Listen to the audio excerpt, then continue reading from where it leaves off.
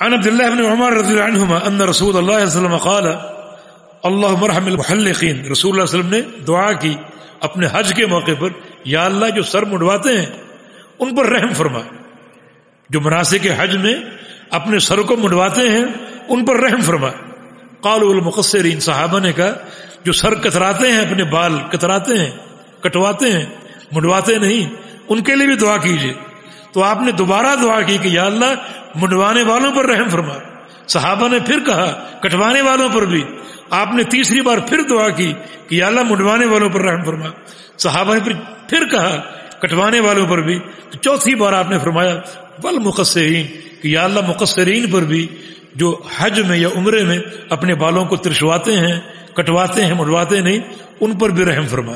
یہ حدیث بات کی دلیل ہے کہ حج و عمرے میں زیادہ افضل سر کو منڈوانا ہے، کٹوانا بھی مباح ہے اور حلال اور جائز ہے، لیکن منڈوانا افضل ہے۔ افضل اس لیے کہ عمرے اور حج میں ترفع کو ترک کرنا مقصود ہے، زیب و زینت کو ترک کرنا مقصود ہے، اور مکمل زیب و زینت کا ترک کیسے حاصل ہوگا؟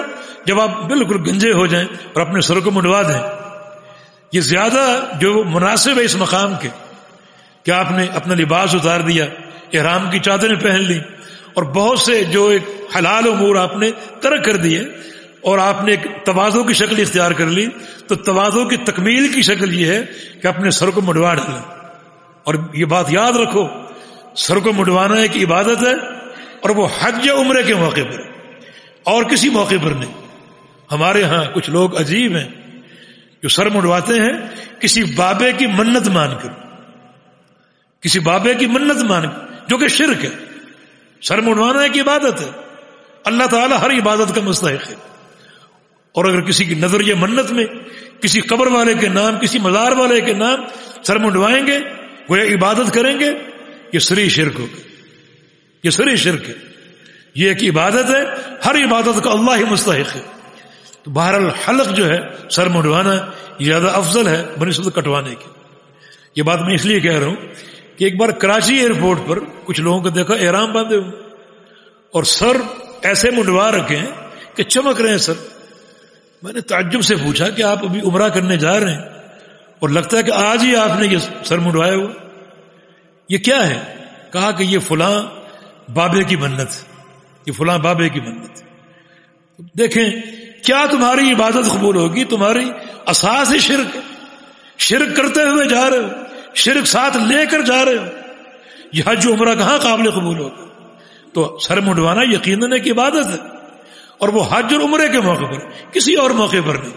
کسی اور موقع پر آپ منڈوا سکتے ہیں، لیکن بنیت عبادت نہیں۔ بنیت عبادت منڈوائیں گے یا کسی اور کے نام پر منڈوائیں گے تو یہ شرک ہوگا۔ باقی ایک شکل ہے جو قصر کی افضلیت کی، یعنی بال کٹوانے کی افضلیت کی، کہ آپ حج کرنے گئے اور آپ نے عمرہ کیا اور حج قریب ہے، مثلا 4-5 ذوالحج کو آپ نے عمرہ کیا اور 2 دن بعد آپ نے حج کرنا۔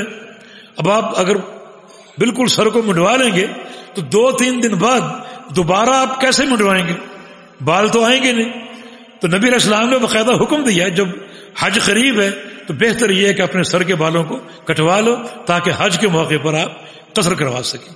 اور کٹوانے کی سنت یہ ہے کہ چاروں طرف سے سر جو ہے وہ بال کٹوانے پڑیں گے۔ کچھ لوگ ایک کونے سے بال کٹوا لیتے ہیں، آگے سے یا پیچھے سے یا دائیں بائیں سے، یہ ناجائز ہے۔ اگر آمدن ایسا کیا جائے گا تو یہ قصر معتبر نہیں ہوگا اور ایسے شخص پر دم واجب ہوگا، دم واجب ہوگا، قربانی کرنی پڑے گی۔ ہاں خاتون جو ہے اپنے سر کے سارے بالوں کو جمع کرے، ساری میڈیوں کو جمع کرے اور پھر جمع کر کے نیچے سے ایک پورے کے بقدر اپنے بالوں کو کٹوا لے۔ بارک اللہ فیک، نفع اللہ۔ آخر دعوانا الحمدللہ۔